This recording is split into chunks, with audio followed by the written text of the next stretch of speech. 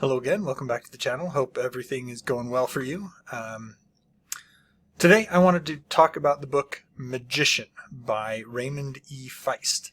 I read this back in high school. It was a friend of mine recommended it to me. If I remember right, I even borrowed his copy, although the copy that I borrowed, it was broken up into actually two books. So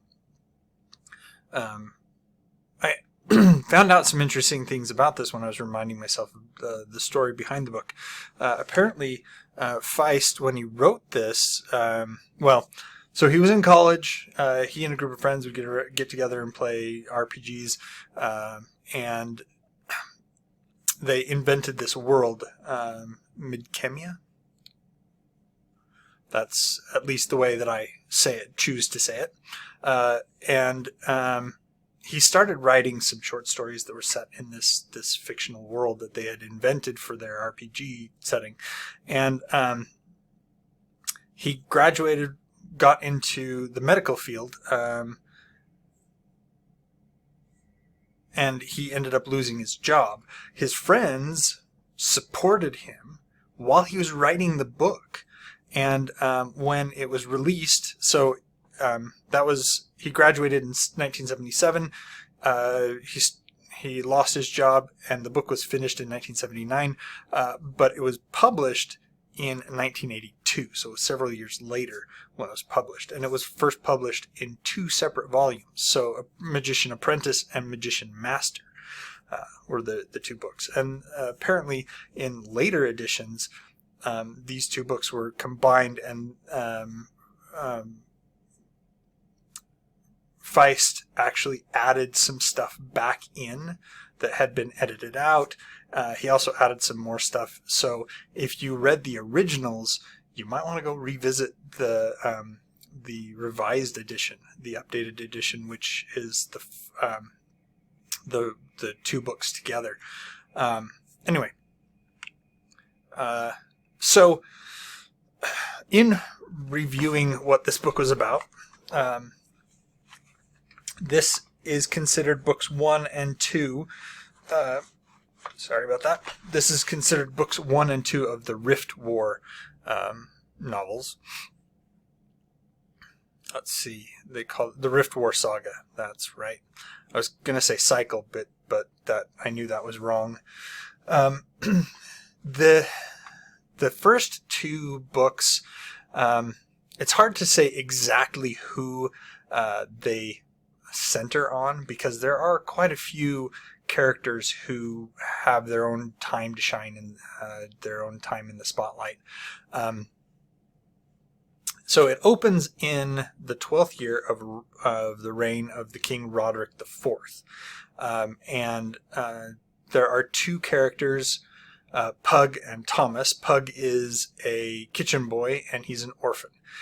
It comes to light that he actually has magical powers, and so he is apprenticed to a magician I'm trying to think. The city, the place where they're living, it's called Cryde.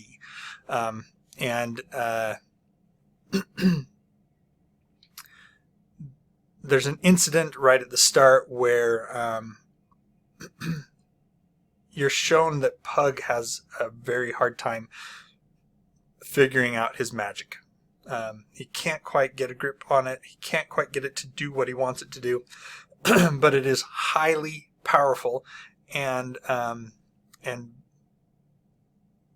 very useful if he could only get a handle on it. He ends up saving the princess from a mountain troll. His magic, he is able to get it to work correctly, and he kills the troll with it. And because of that, it saves the princess's life, and he is made a squire in the Duke's court. Now, at this point in time, they start seeing an influx of strangers in the area, and they are attacked by these strangers, these new warriors. They're not sure where they're coming from. They can't speak the language. They're different than anything they've ever seen before. They don't use metal, or they use very, very little metal. Most of their weapons are made out of wood, but done in such a way that they are as strong as metal weapons and just as deadly. They end up being sent, they meaning Pug and some others, Thomas being one of them. Thomas is one of Pug's friends. And this is where things kind of get a little bit murky in my mind. Just in terms of, it's been quite some time since I read this, and so I don't remember all the details. Not that the story gets murky, but Thomas ends up finding some armor. They're attacked. They're rescued by dwarves. They're underground, and Thomas finds this armor, magical armor that he puts on, and it significantly buffs his power. Anyway, they get to the king, and it turns out that the king is crazy. And he is crazy, paranoid. He has delusions. There's all this stuff going on, and they're supposed to try to convince the king to send help back because of these invaders, and the king sends them away because he's paranoid and he's delusional. Anyway, the war gets worse. The Duke is trying to hold them off, and in this time period, Pug gets captured and sent, and they find out where these invaders are coming from. These invaders created a rift in space-time, and they're coming through from another world. And so they take Pug and send him back to their world as a slave. During this time, as a slave in this other world, Pug's magic again kicks in, and this new culture that he is a part of, they revere magicians so much that he is immediately taken from where he is as a slave and elevated to basically one of the status of the highest in the highest status in the country. He's immediately granted citizenship, and he becomes a citizen of this new empire that he had never known existed. But as I said, magicians are so highly revered in this new culture that he is instantly granted status and power in this new empire.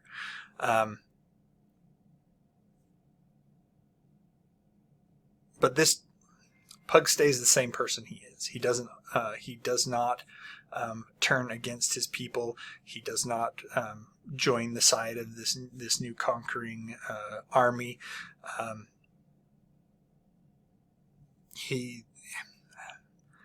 It's hard to say. It's not like he immediately switches sides or goes. I shouldn't say switch sides. What I should say is goes back. There's a lot more involved at this point, and Pug realizes that there's a lot more involved than just immediately going back to his former life. I don't want to go too much more into it. There's a lot more that happens. There's a lot more that happens with Thomas and the armor that he got during this point in time. And this is a fantasy world, so there are elves, there are dwarves, there are trolls, monsters, all that kind of thing. There is a very, very powerful magician that throws a monkey wrench into the works. There's a lot more political stuff that's going on as well. And as I said, there are a lot of characters in this particular work that get their time to shine. So while if you go online and you look up a synopsis of this book, it may lead you to feel that Pug is the central character and it's all about him.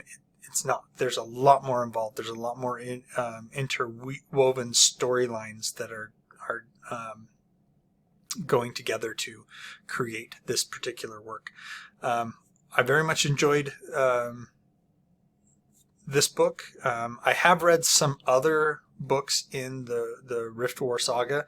I didn't like them as much as I liked Magician, which is possibly why I haven't really gone back and delved deeper and deeper into the Rift War saga.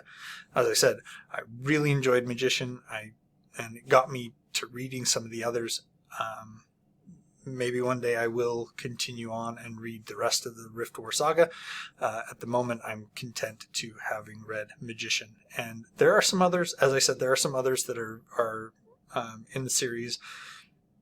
I just found that Magician was the best that I had read so far from the series. I'm trying to remember some of the other ones that I've read, and some of the other ones they focus more or less on some of these characters that we've already been introduced to, while introducing other characters and other storylines as well. So if you're interested in kind of an older, more established series, I would say,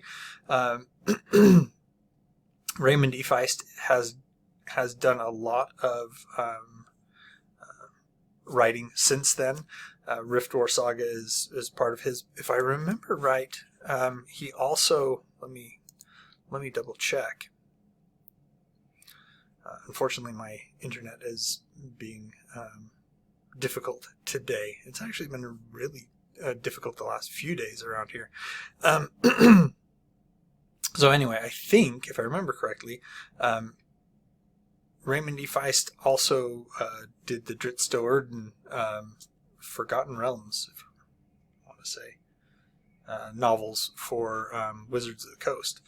And Wizards of the Coast might not be right, but they're basically D&D based novels that I have read some of those as well. So I do like Raymond E. Feist's way of storytelling. I like his world building. I like the way he develops his characters. No. Maybe, let's see. Trying to see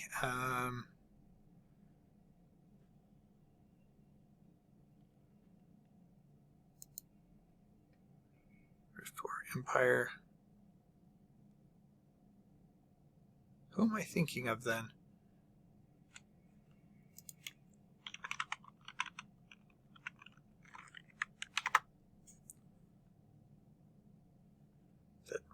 R.A. Salvatore.